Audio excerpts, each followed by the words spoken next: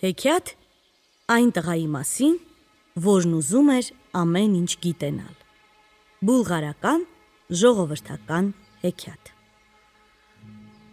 Կար ու չկար մի տղա կար։ Այդ տղան ուզում էր ամեն ինչ գիտենալ։ Ամեն ինչի մասին նա հարցնում էր իր պապիկին։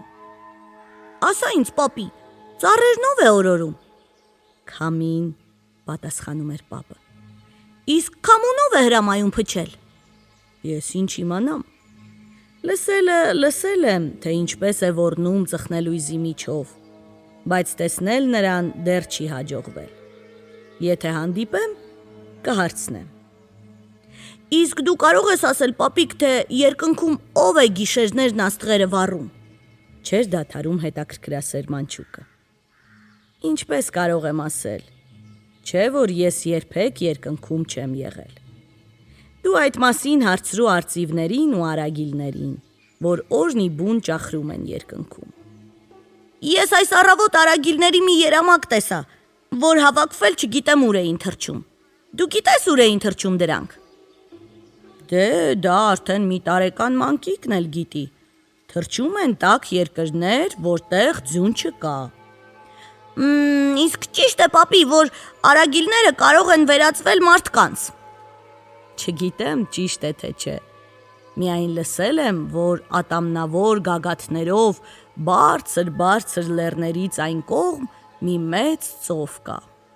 Ծովից այն կողմ էլ անապատ է։ Դրանից դենը մութ անտառ։ Իսկ անտառի միջում մի փոքրիկ լիճ է փայլատակում։ Կալատեղի չափ մի լիճ։ Այդ լճում էլ լողում են արագիլները։ Հենց որ նրանք մտնում են ջուրը, տեղն ու տեղը վեր են ածվում մարդկանց։ Հետո ամեն մեկը գնում է իր տունը։ Շատ լավ, ես կիմանամ, թե դա ինչպես է լինում, մտածեց տղան, ու դեռ հաջորդ օրը առավոտյան վաղ հեծավ իր փայտե ձին։ Իսկ նրա ձին պարզապես մի լավ տաշած հոնափայտ էր, ինչպես գյուղի բոլոր տղաների փայտե ձիերն է։ Դի, կանչեց տղան,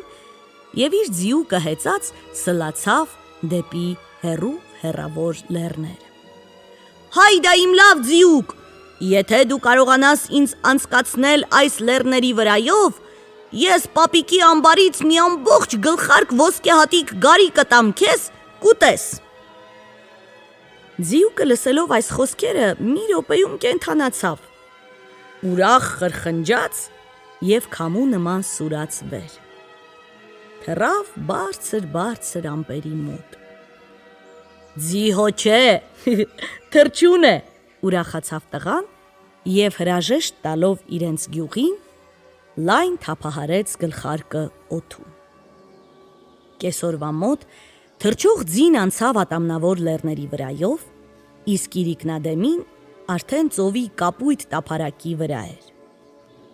Ժամանակ առ ժամանակ նա ցած էր նայում, աչքերով ավազոտ ափ որոնում, բայց ջուրը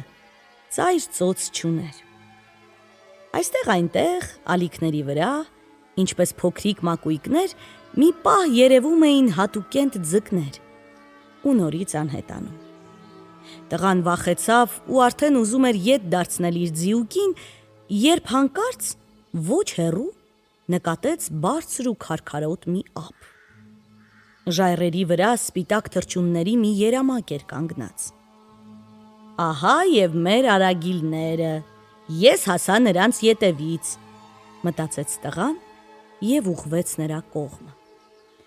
Նա իր ձիուկով իջավ նրանց մոտ։ Արագիլները լուռ դիտում էին տղային։ Նրանք մի քիչ եւս մնացին այդտեղ ժայռի վրա, հետո ուժ առան ու նորից թռան վեր։ Այդ ուր են գնում դրանք առանց ինձ, զարմացավ տղան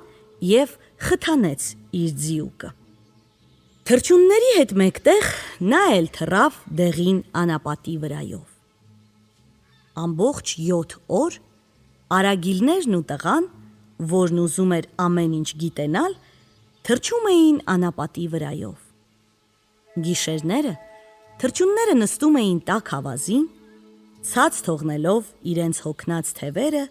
և ամուր քուն մտնում։ Իսկ տղան կանգնում էր կողքները և իր փայտե ձիուկով պաշտպանում նրանց վայրի գազաններից։ 8-րդ օրը անապատը վերջացավ։ Երևան եկավ անտառը։ Անտառի միջում վառ առկայծեցին անծանոթ լճակի ջրերը։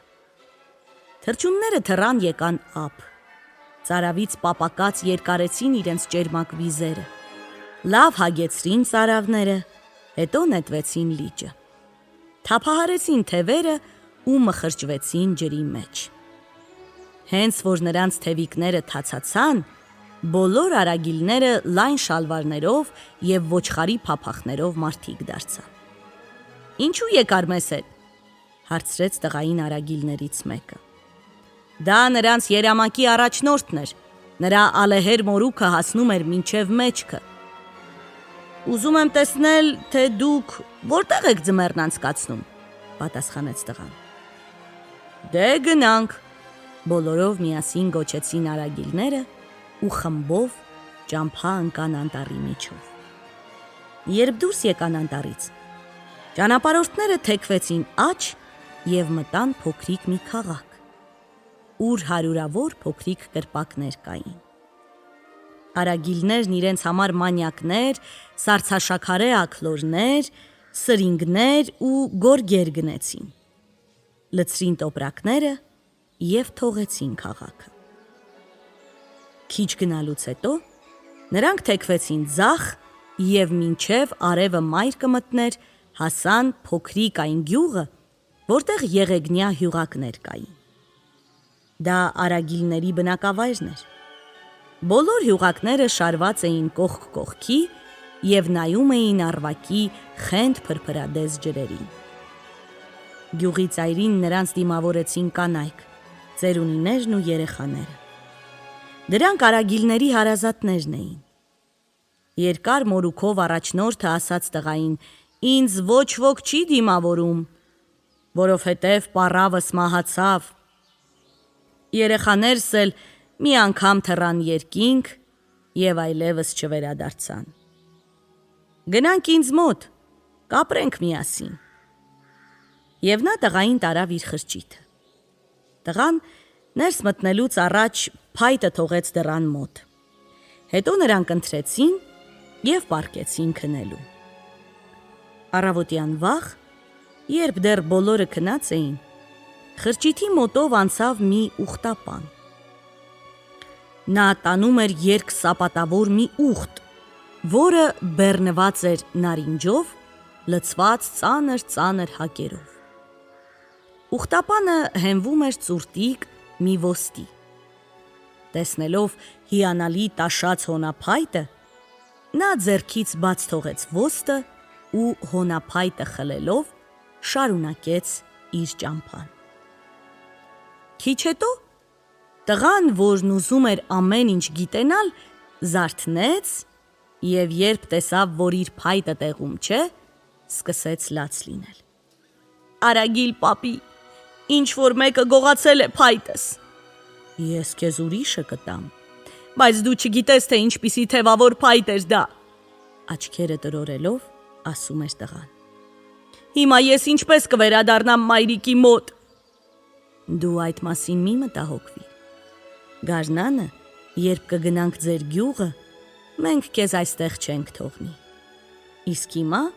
եկ գնանք ձուկ որսալու։ Ես ու դու գետակում ձուկ կբռնենք, իսկ մնացած արագիլներն էլ կգնան անտառ, նարինջ ու բանան կբերեն։ Երեկոյան մի լավ քեֆ կանենք»։ Արագիլ պապիկը տղային տարավ գետի ափը, կարճ շինելու համար։ Եղեգնյա 2 ձող կտրեց, և նրանք սկսեցին գետակից ոսկե թևիկներով ու կարմիր աջիկներով ձկներ որսալ։ Մինչ մութն ընկնելը մի ամբողջ զամբյուղ ձուկ բռնեցին։ Հետո վերադարձան խրճիթ, փայտ կոտորեցին, կրակ վառեցին և մի լիքը կաթսա ձկնապուր եփեցին։ Երբ արագիլները երեկոյան վերադարձան տուն և նստեցին ընթրելու, ուտելիս նրանք մատներն էլ հետն էին լիզում,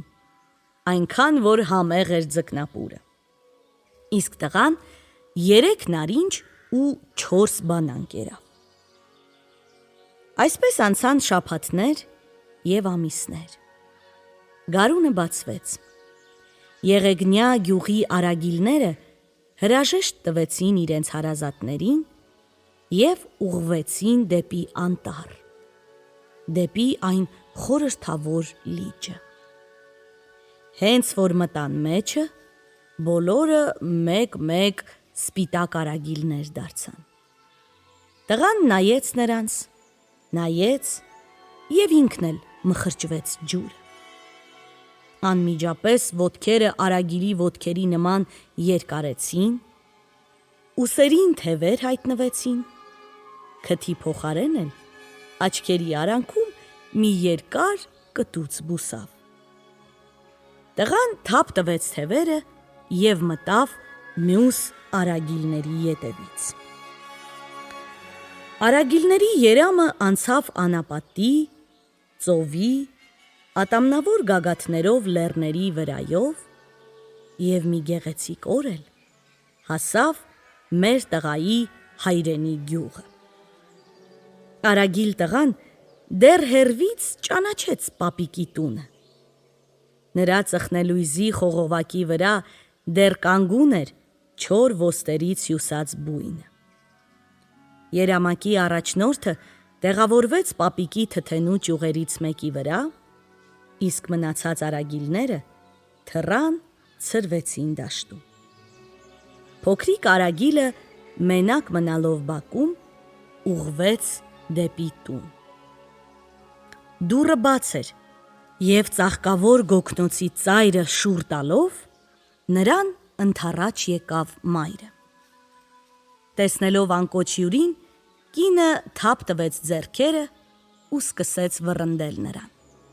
«Քշ, քշ, գնա բույնդ, ինչ ես տուն մտնում»։ Փոքրիկ արագիլը շատ տխրեց այդ խոսքերը լսելով։ Նա թռավ իր բույնը և սկսեց կտուցով ողբակին ճռճռացնել։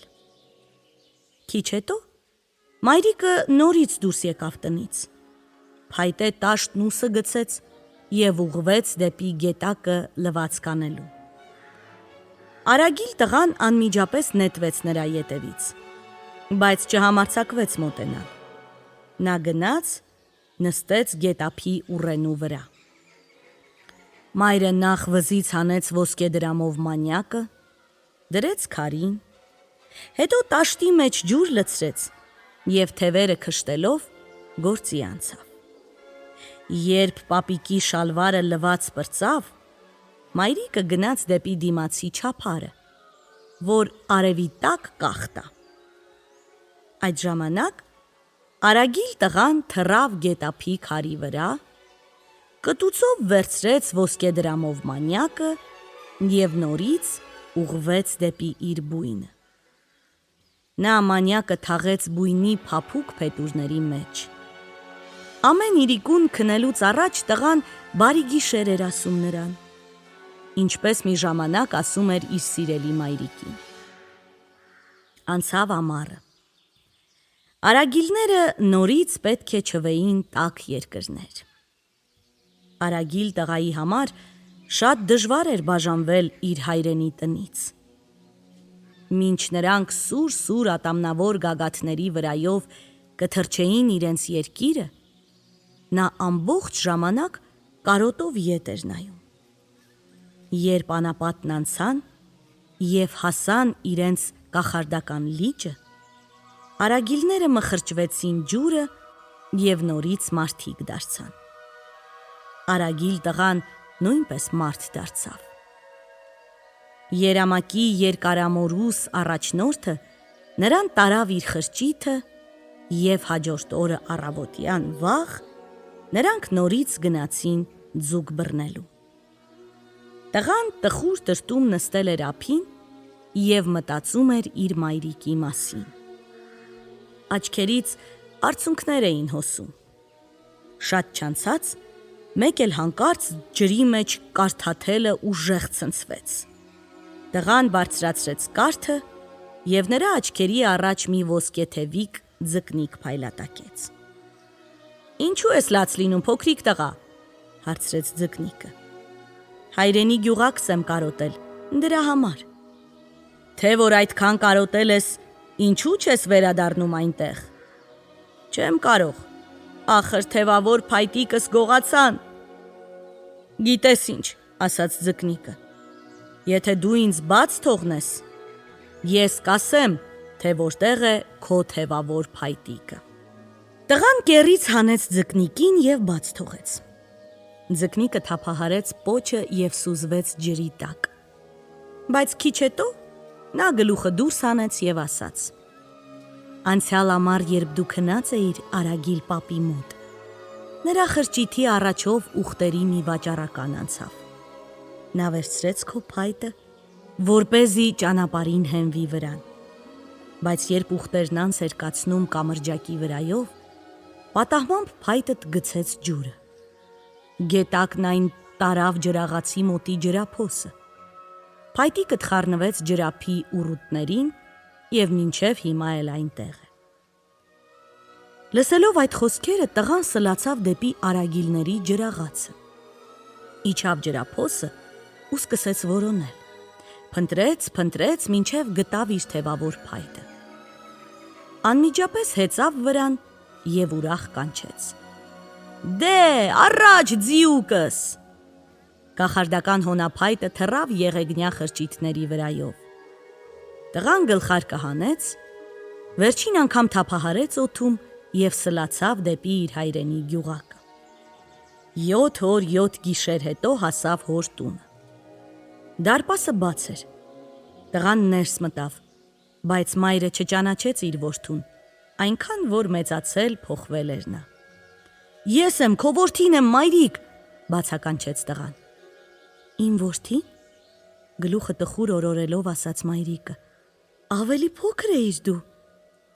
«Իմ որդին անհայտացավ 2 տարի առաջ, չգիտեմ ինչ պատահեց նրան, ասես գետնի տակը մտավ»։ Այն ժամանակ տղան պատմեց նրան, թե որտեղ էր եղել և ինչեր էր տեսել։ «Իսկ դու ինչպես կարող ես ապացուցել, որ իմ որդին ես և ոչ թե ուրիշինը», հարցրեց մայրը։ Տղան մի քիչ մտածեց և մայրիկին պատմեց այն ոսկեդրամի մասին, թե ինչպես վերցրեց քարի վրայից, գնաց թաքցրեց իր բույնի փետուրների մեջ և ամեն իրիկուն քուն մտնելուց առաջ ասում էր. «Բարի գիշեր, մայրիկ»։ Նա սանդուղք բերեց, հենեց իրենց տան պատին, բարձրացավ կտուրը և բույնի փետուրների միջից հանեց ոսկեդրամը։ Մայրը համոզվեց, որ այդտեղ ոչ մի սուտ չկա։ Նա ամուր գրկեց իր որդուն և ասաց. «Խոսք տուր տղաս, որ այլևս երբեք չես փախչի տնից ու Արագիլ դառնա»։ «Խոստանում եմ, մայրիկ», պատասխանեց տղան և հոնափայտը թաքցրեց ձեղնահարկում մի խորը տեղ։